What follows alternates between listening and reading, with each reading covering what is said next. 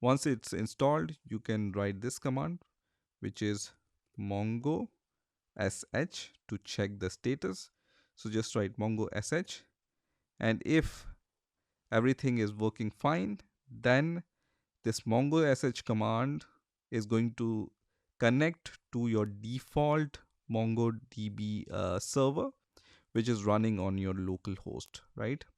So we have already installed MongoDB server, and it was already running. So this client has recognized that and connected to your default MongoDB server. Here you can write some commands like show dbs, and it's going to show all the databases, right? If you want to create a database, you can write use and the name of your database, for example my db, and it's going to create that database for you. But you need to insert some data in your database to view this database when you give this show dbs command. So if you give show dbs, you will not be able to see this command. I should have written show dbs here, and you can see still I don't see my db in the list. The reason is I have to insert some data into my database in order to view that database.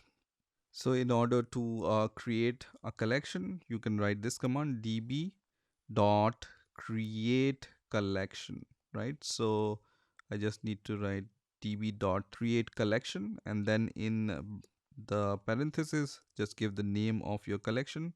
I'm going to name my collection as students, for example, and then press enter.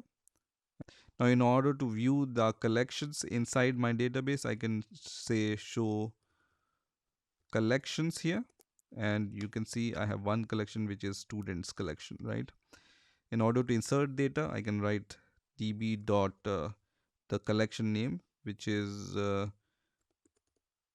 students in my case, and then insert, and then I can give a JSON value to insert data into it. I can insert the data using these curly brackets, and then I can say name colon whatever name I want to give here, right? So just insert the data using this command, and once the data is inserted, you can see when you give show db's command, you will be able to see my db is there, right?